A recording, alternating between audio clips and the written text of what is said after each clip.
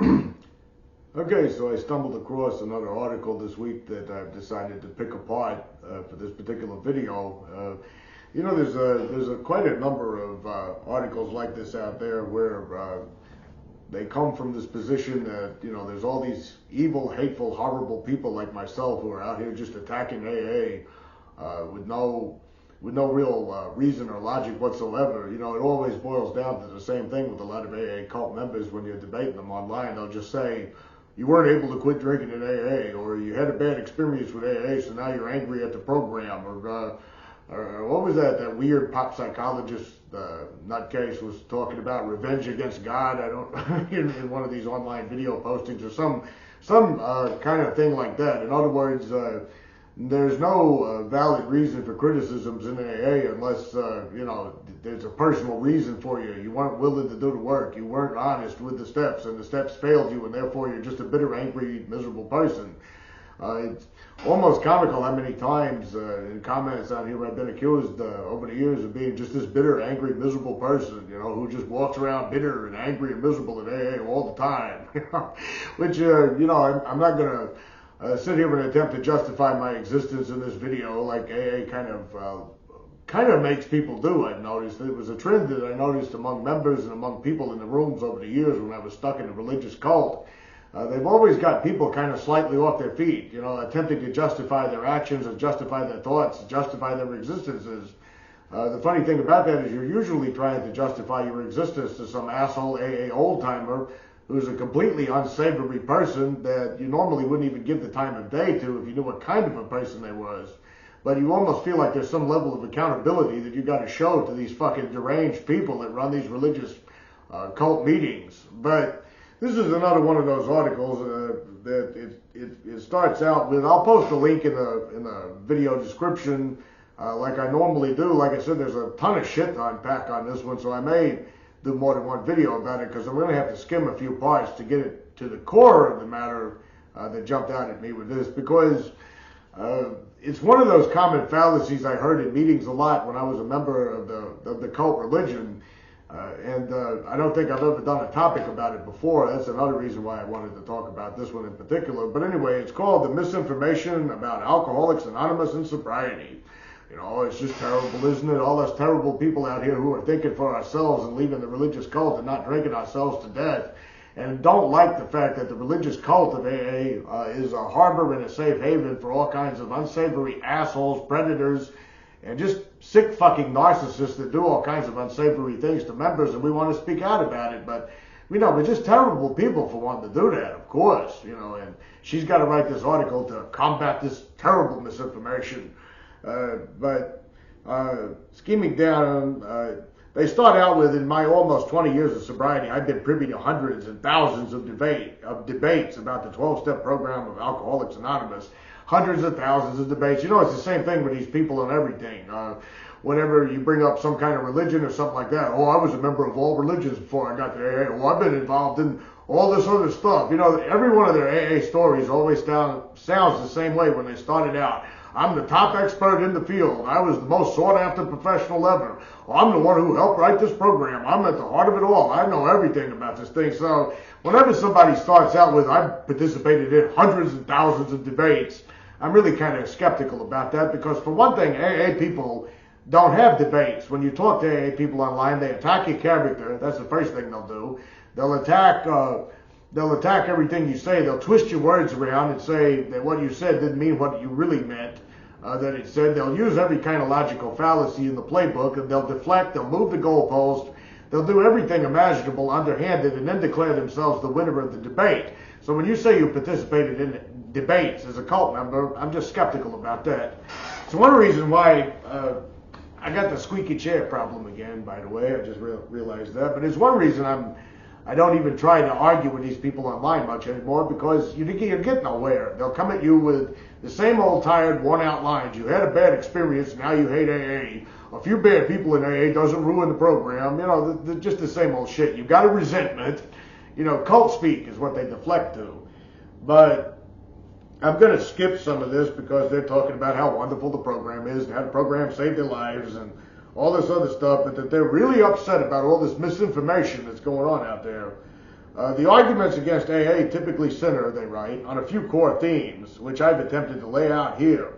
And although I've long wanted to write this piece, I've consistently put it off, opting for in-person discussion versus online debates, which are typically futile.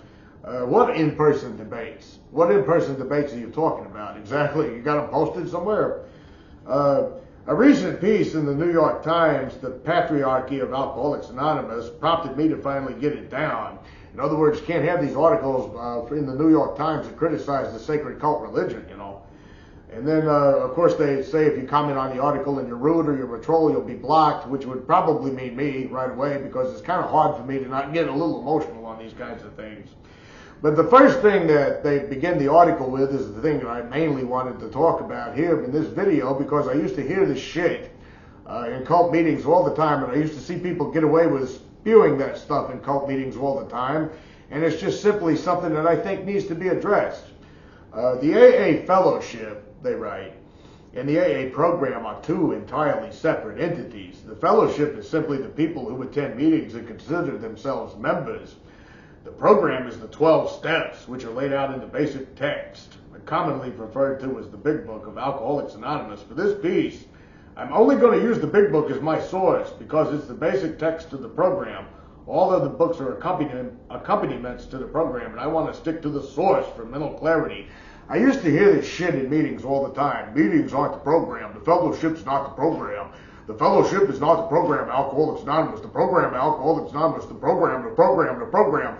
Yet it used to strike me kind of ironic that the people who were usually spouting that kind of rhetoric were generally the people who spent all their spare times living in meetings that had hundreds of sponsees that they dictated everything that they was going to do in their lives.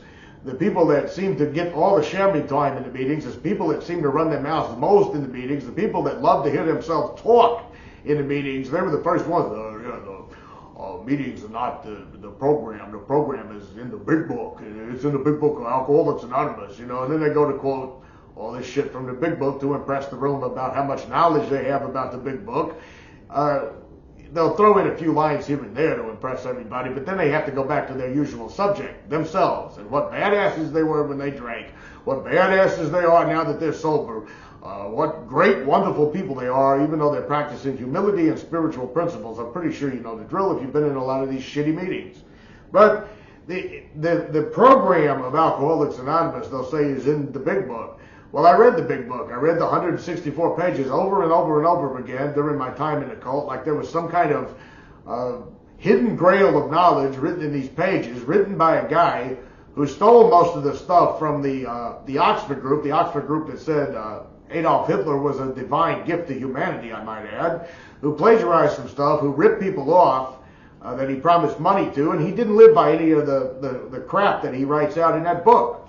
He didn't practice one single principle that he laid out that everybody else has to follow. You know, they're very quick in the AA program to say, well, you know, who are we to judge? We're all sick alcoholics here. Well, when you're dictating to me how I have to live, when you're dictating to me what kind of an immoral person I am because I have a problem with alcohol, well, you're not living by any of the shit you're preaching. I say that's a major fucking problem.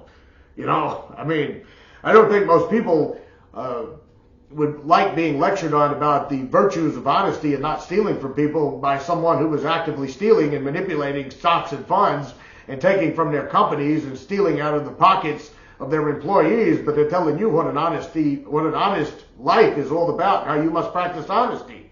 You know, it's just one of those things. I don't think most people appreciate that kind of bullshit. But since she's going to stick with the source material here, I'll try to stick with the source material as well. I'm not going to sugarcoat this, they write. Much of the misinformation about the program comes from the fellowship itself. Much of the misinformation about the program comes from the fellowship itself. Can you cite me some specific examples here? You know, much of the misinformation out there. What misinformation, first of all? You know, if somebody came to me and said, I know you've been hearing the lies about me, I think one of the first things I'm going to ask them is, what lies are you talking about? I don't know what you mean. You're just saying much of the misinformation. You're making a generalized statement. Much of the misinformation comes from the fellowship. In other words, the fellowship, which goes by the Big Book, which reads part of the Big Book at the beginning of every meeting, whose old-timer guru assholes that run these meetings spew the big book lines all the time, you're telling me that this misinformation is completely different than that whatsoever. It's just coming from the fellowship. It's not the program. Program's perfect. So let's see what this misinformation is. I mean, if I told you most of the scientific articles, and by the way, there's a basis in fact for me saying this, most of the scientific papers are false. Wouldn't you first want to say which scientific papers? Or would you just take me at my word? Well, most scientific papers are false. I wish to be clear here. I'm reading. The program is not necessarily something you heard a member repeat in a meeting or have seen online. Okay, so it's not necessarily something that I heard someone say in a meeting. Okay, so let's go by the big book itself. The big book that tells you rarely have people failed that thoroughly follow our path, which, by the way, is completely false, which tells you that people who continue to struggle with drinking are just people who cannot or will not completely give themselves to this simple program, which tells you that if you do this fifth step, that you're going to be completely removed from the desire to drink, and that you're going to enter this new phase of development. All these made up pseudo-intellectual blabber with religious undertones is not the program. Okay, well, but if it is the program, I'm here to tell you that the big book is not a good design to live in whatsoever. It's not a good design to live in. It's loaded with logical fallacies. It's loaded with a lot of bold assertions, written by a guy who plagiarized a lot of it from the Oxford group, didn't live by any of the principles he put down, and yeah, that's your program. That's your program. No wonder the fellowship is not a reflection of the program, because the fellowship is full of a bunch of people who are following this very book that you're claiming is perfect. Okay? If the program is so perfect, how come you're admitting that the fellowship is completely off base? And most of the misinformation is coming from the fellowship, a fellowship that proclaims that it follows this book. So, I understand what the program is and isn't. Oh, okay, well, you know. There's always this hair splitting and the changing of terminology with these people. If you'll notice, the program's not what you think it is. When I said the word sobriety is not what you think it means. It means something else entirely. Serenity is another good example of that. If you go into a meeting and say you're happy because you quit drinking and you're feeling better, and lo and behold, you went to a doctor for a physical and your blood sugar dropped and your blood pressure's down and you're feeling good, they'll tell you, well, that's not serenity.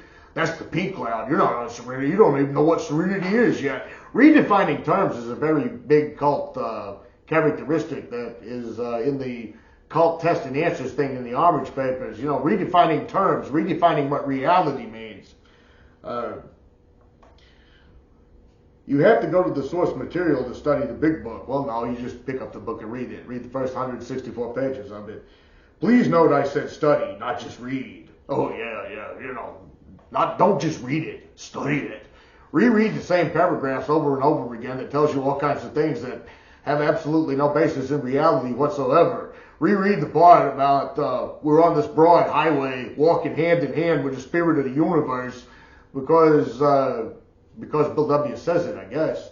But you got to really study that, meditate on it. That's where the program is. That's where the program that has a very, very low rate of success. That's where it all comes from. Currently, we have a lot of confusion as information is just passed from meeting to meeting like a game of telephone. So it's the meeting's fault. Is that what you're trying to tell me? That it's the meetings that are to blame for all this misinformation? That the program that Bill W. set out and created and all that is completely perfect, but the fellowship that formed as a result of it is fucked up. Yeah, okay. Funny how they dodge and move goalposts like this. This misinformation is then taken as fact. Well, again, what misinformation are we talking about? The misinformation that the idea that we're mentally and bodily different from our fellows, the idea that people who don't quit drinking through Bill W.'s wonderful miracle cult cure are constitutionally incapable of being honest with themselves. What misinformation are we taking out of context in these meetings? Because all I ever see people doing in meetings when they're not talking about how wonderful they all are, they're regurgitating the talking points from this very program that you say is perfect. I'm going to skip a little.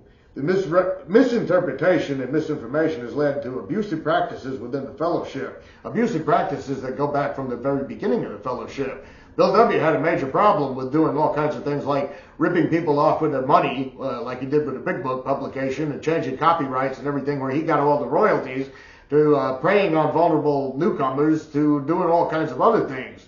So it's not like the big book is somehow this perfect spiritual text that was beamed down out of the sky by some mystical force in the heavens above, and all these evil people just don't know how to read it properly, so they started doing all these sick and twisted things. Okay, that's not exactly how that works, but whatever. And then I'm going to skip a few things here because they're just doing the whole thing about alcoholism, the term alcoholic, the alcoholic spectrum, the alcoholic label, the desire to stop drinking. I'll pull this one line out. The only qualification for attending a meeting and calling oneself a member is the desire to stop drinking. Try doing that in a few meetings. Try going to a meeting and say, my name is whatever, and I have a desire to stop drinking. You'll be looked at as one of those newcomers that doesn't know what they're talking about. You probably won't be called on very much. Until you self-identify and embrace the new label of alcoholic, you're probably not going to get very far in the fellowship, and if you've been a member, you know exactly what I'm talking about. Alcohol use disorder actually exists on a spectrum. They're making this assertion that alcohol use disorder exists on a spectrum. That's kind of interesting that they're going to admit that here, because in AA, everybody who comes to AA, nobody gets here by mistake. Okay, normal people don't come to AA meetings. If you think you've got a problem with drinking, normal people don't think like that. You are an alcoholic, based on all this stuff in the big book that can apply to pretty much anyone and anybody. Have you ever seen anybody go to AA and say, I don't think I'm an alcoholic anymore. I've been to 4 or 5 meetings here, and I just don't think I'm an alcoholic. What'll happen? The next few people that talk after that person are going to say, there's a lot of people in these rooms, they're in denial, they're constitutionally incapable of being honest with themselves, and all that other kind of shit. For her to admit that it exists on an actual spectrum is kind of actually a surprise to me, because even though there's a part in the book that claims there are hard drinkers and there are alcoholics, and the hard drinkers can drink themselves to death, but they're still not alcoholic, to me was always very comical, because really and truly, there is no such thing as an alcoholic. There's no such thing as a disease of alcoholism. That would be an entirely separate video. But throughout this, Alcoholics Anonymous is a program for people who identify as having reached a point of internal unmanageability in their life as described below, which means they drink a lot or a little. Throughout this piece, I use the term alcoholic to describe someone who self-identifies with a state of unmanageability. Although I recognize this is not a chosen label for many, nor does it have to be. No, not true. You go to AA meetings and you don't identify as an alcoholic, and it has nothing to do with being unmanageable. You identify as an alcoholic. How many meetings have we been in where the first person talks is, the very first step, powerless over alcohol. I got that when I got here. I totally got that. I got that I was powerless over alcohol. It was that second part of the step I couldn't grasp. My life is unmanageable. I can manage my life, and of course everybody snickers and giggles, and then the person says, I was just totally insane. I couldn't see that till I did the other steps. So no, it's not about coming in and identifying as being unmanageable. Here we go with more semantics here, which is what they have to resort to defend their cult. None of the 12 steps can exist in isolation. Ooh, I've heard that before. In meetings, by the way, in the fellowship, the very fellowship that you say I can't trust because it's not the program. Rather, they are mechanical cogs that all turn together to achieve a result. What result? You can't graduate. You can't actually get any better. They hide behind progress, not perfection, when they're doing all kinds of unsavory things. But at the very same time, they'll all say the same thing. Well, we're all sick in here. We're all sick. I haven't had a drink in 17 years, and I'm just as sick as I ever was, without God and the steps and God, Well, you've been yelling about the steps of God for 17 fucking years, but you're still sitting here saying the same shit. So there's your perfect program. I'm going to skip the powerlessness and all this other kind of... Well, I'm not. I'm lying about this. I say I'm going to skip it and I don't.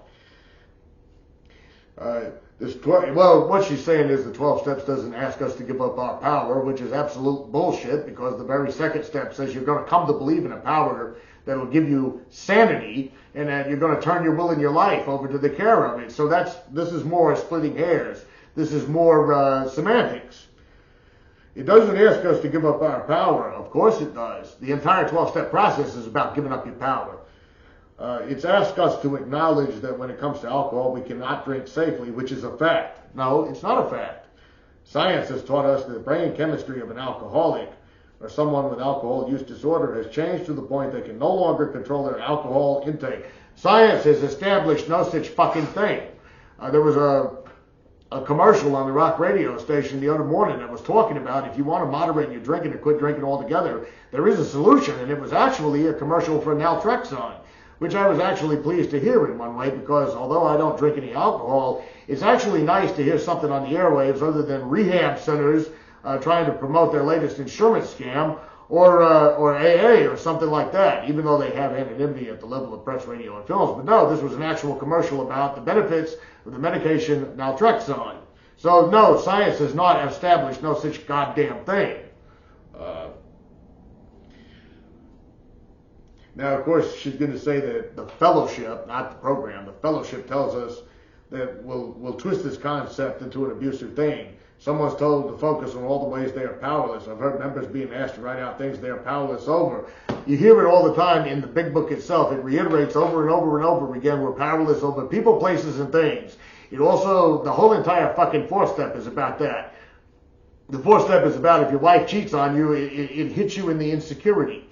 You know, it has nothing to do with a violation of trust. It has nothing to do with the fact that maybe you could look at your fourth step and say, Jesus, I was such an abusive asshole that maybe my wife cheated on me because I was such a lousy fucking husband. No, it's all about your insecurity. It's about the fact you're powerless over things. It's about the fact you were self-seeking. That's what all the four-step bullshit malarkey is in the big book.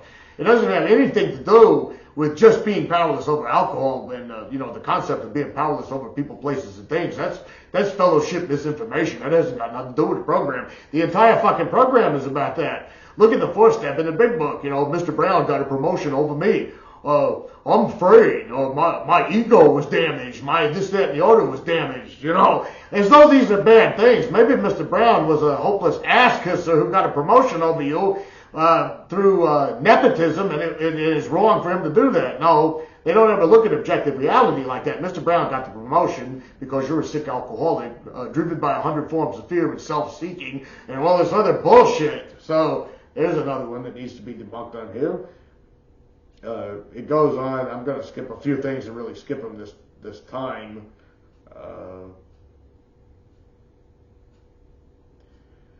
Oh my God, I got to talk about this because she's talking about it's misinformation in the fellowship of AA when people say the only way to get sober is through AA, and that's not completely true because there's other ways to get sober. But then she's like, to explain all this, we need to discuss the origins of the 12-step program. The 12 steps are ancient spiritual wisdom.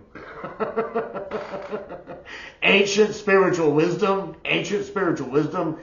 They were originally 6 steps put together by the Oxford group that said Adolf Hitler was a gift to humanity because he was standing against the godless tides that this world was turning into.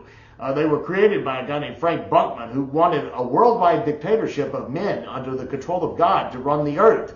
Yeah, I'm not making that up. Now she's going to mention Gnostic religion, which, by the way, has nothing to do with any of this. This is ripped off shit that comes from the Oxford group. The rest comes from Calvinist, old line, hard line, I should say, Calvinist religion, Protestant type stuff is what it comes from. It has nothing to do with ancient spiritual wisdom. Jesus Christ.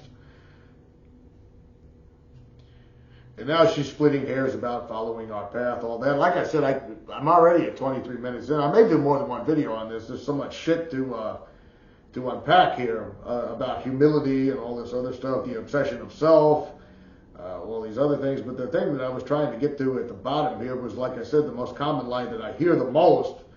Because she's got quite a lot to unpack here. I won't be able to cover it all in this one video, but she says this is entirely separate. She's saying that in a nutshell, for the TLDR that you see oftentimes on Twitter or Reddit or something like that, TLDR, too long didn't read, is more or less saying that anything bad that's happening is just the result of bad people in the fellowship. The fellowship is not the program is perfect.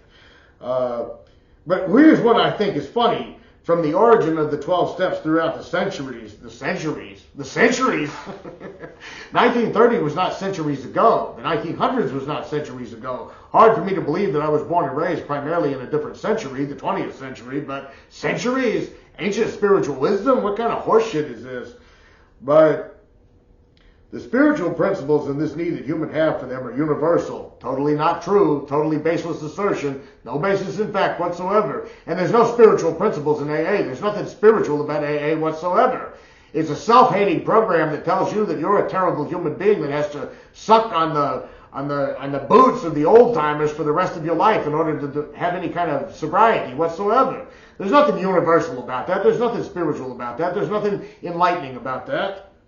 But she goes on at the end, more or less, to reiterate what I was trying to get at the very beginning. The fellowship and the program are two different things. The program is completely perfect, is more or less what she's saying. The fellowship is not. So if you're hearing a lot of bad shit about AA, more or less is what she's saying, it's not the fault of the program. The program can't be blamed for any of this. It's just the fellowship. The program, as it was written, is a bunch of pseudo-religious claptrap that's heavily plagiarized, written by a guy that never practiced any of the principles, which I don't call them principles, because going around eating shit from everybody for the rest of your life and constantly inventorying yourself and saying you're some kind of bad fucking person because you had a dream about taking a drink at the bar, that's not principles. There's no spiritual principles to that. A principle to me to stand on would be a guy during the middle of a famine that says, you know what, I'm going to give all my food over and I'm going to choose to die for the good of the other people in a utilitarian type of way. You could argue about that from a lot of different perspectives, but that in essence is a principle. This is not a principle whatsoever. And just because you're claiming that the book is some sacred holy text that cannot be questioned, it cannot be looked at or examined in any kind of way, and cannot be blamed for all of the problems that goes on in AA today, is just utter nonsense. 90% of the things that caused me mental problems in AA was caused by that very spiritual text you're talking about. The one that's telling me I'm wrong about everything. The one that tells me that I'm completely hopeless in the face of everything. And I have to rely on God and higher power and all that other kind of thing. So don't hand me no shit about how perfect the freaking program is. So, it's about a half-hour segment. Chime in on the comments. Let me know how the AA literature itself, specifically the program, the perfect fucking program, how it harmed you. And, yeah, I'll see you next time.